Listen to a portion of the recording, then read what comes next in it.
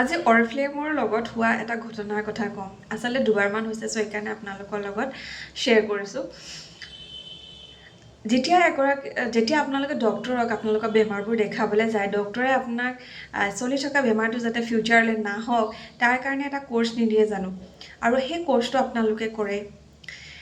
এখন মানে ফেচত যি প্ৰব্লেম হয় সেইবোৰো এক ধৰণৰ বেমাৰে হয়, আৰু সেই বেমাৰখিনি আমি কমপ্লিট খতম কৰিবৰ বাবে এটা কোৰ্চ দিওঁ, আৰু সেই কোৰ্চটো কমপ্লিট হৈছে নাই আমি সেইটো চাওঁ। আৰু যেতিয়া মানে মানুহে কণ্টেক্ট কৰে তেতিয়া বিশেষকৈ মই প্ৰথমতে কৈ দিওঁ যে আপোনাৰ স্কিনখন ইমানখিনি প্ৰব্লেম হৈছে আৰু আপুনি ইমানখিনি টকা আপুনি ইয়াতকৈ বেছিও মানে ভৰিবলগীয়া হ'ব পাৰে। আৰু বিশেষকৈ যেতিয়া মহিলাসকলে কি কৰে, যেতিয়ালৈকে স্কিনখন ডাল হৈ থাকে তেতিয়ালৈকেতো মানে একো প্ৰব্লেম নাভাবে, কিন্তু যেতিয়া মুখত পিগমেণ্টেশ্যন আহি যায় তেতিয়াহে মানে মানুহক কণ্টেক্ট কৰে যে ক'ত কেনেকৈ ভাল কৰিব পাৰি। আচল কথাটো যেতিয়া আপোনাৰ ডাল স্কিন আহে তেতিয়াই কিন্তু প্ৰব্লেম ষ্টাৰ্ট হৈয়ে যায়। আপুনি তেতিয়াই ভাবিবই লাগিব, আৰু যদি তাৰ পাছত ভাবে পইচাটো ভৰিবই লাগিব, য'তেই হওক আপুনি পইচা ভৰিবই লাগিব। অৰিফ্লেম বুলিয়ে কথা নাই, আপুনি ডক্টৰৰ ওচৰতো যদি যায় তেতিয়াও আপুনি ভৰিব লাগিব।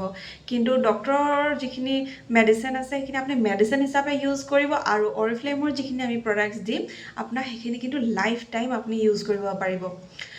তাৰ পাছত আহিল, যেতিয়া আমাক কাষ্টমাৰে ফোন কৰে তেতিয়া মই কৈ দিওঁ যে ইমান টকা আপুনি লাগিব। তেতিয়া মানে যোনে মানে বিচাৰে তেওঁ কয় নাই ঠিক আছে, মোৰ মানে ইমান টকাৰ মই বস্তু ল'ব নোৱাৰোঁ, চ' এইবাৰ থাকক আৰু এনেকৈ বুলি কয়। আৰু বহুত আছে এনেকৈ যে মোক যেনেকৈ হ'লেও আপোনাৰ স্কিনখন ভাল কৰি দিয়ক, মানে যি হ'ব দেখা যাব, আপুনি মুঠতে ভাল কৰি দিয়ক। সেইটো এটা ঠিক কথা। তাৰ পাছত যিখিনি কাষ্টমাৰ আহিলে সেইখিনিহে অলপ ভয়ংকৰ। তেখেতলোকে কি কৰে, প্ৰথমতে কয় আপুনি পইচা চিন্তাই নকৰিব, যেনেকৈ হ'লেও মই আপোনাক মানে যিমান দামী প্ৰডাক্টছ হ'লেও আপোনাৰ পৰা মই প্ৰডাক্টছ ল'ম, তেনেকৈ কয়। তাৰপিছত আমি স্কিনখন ডিজিটেলি এনালাইজ কৰোঁ, তাৰপিছত প্ৰডাক্টছ দিওঁ। প্ৰডাক্টছ মানে কওঁ যে এইটো প্ৰডাক্টছ লাগিব আপোনাৰ, আৰু আপুনি ইমান টকা ভৰিব লাগিব। তেতিয়া মানুহজনে ক'ব নাই মই ইমান টকা বুলি ভাবাই নাছিলোঁ, ইমান টকা মই দিব নোৱাৰোঁ। তাৰপিছত ঠিক আছে আপুনি পইচা দিব নোৱাৰে, হৈ গ'ল, মই ইমান নাভাবোঁ। কিন্তু যেতিয়া অফাৰ আহে, আমাৰ বৰ ধুনীয়া 50% অফাৰত আহি যায়, কেতিয়াবা 60-70% অফাৰলৈকে আহি যায়। সেইখিনি সময়ত যেতিয়া মই তেখেতক ফোন কৰোঁ তেখেতে কয় মই ভাগিন বা ভতিজাৰ পৰা কাৰোবাৰ পৰা লৈ ল'লোঁ এনেকৈ বুলি কয়। তাৰপাছত যেতিয়া ৰিজাল্ট নাপায় তেতিয়া কয় কি নাই অৰিফ্লেমৰ প্ৰডাক্টছটো মই মানে ৰিজাল্ট নাপালোঁ দেই, মই ইউজ কৰিলোঁ, ৰিজাল্ট নাপালোঁ, কিন্তু মই আৰু অৰিফ্লেমৰ প্ৰডাক্টছ ব্যৱহাৰ নকৰোঁ। তেতিয়া যদি কোনোবাই কয় এনেকৈ অনলাইনত কাম কৰি আছে আপুনি তেখেতক কয় মই তেখেতৰ পৰাই সুধিছোঁ, তেখেতৰ পৰাই সুধি ল'লোঁ প্ৰডাক্টছ, কিন্তু মোৰ ভাল নহ'ল।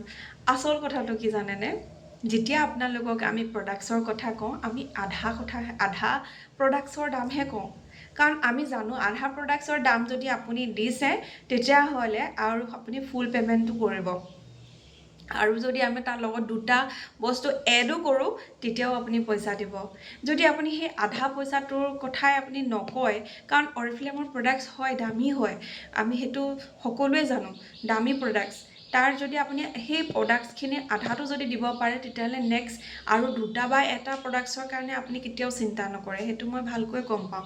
সেইকাৰণে আমি মানুহক ডিজিটেলি এনালাইজ কৰাই স্কিনখন আধাহে বস্তু কওঁ, যাতে তেখেতেও মানে এটা আন্দাজা লগাওক যাতে এই বস্তুখিনি ইমানটো দাম হ'ব আৰু মই ইমানটো দাম দিব লাগিব, বা তাৰ লগত যদি এটা দুটা জইনো হৈ যায় তেতিয়াহ'লে মই দিব পাৰিম।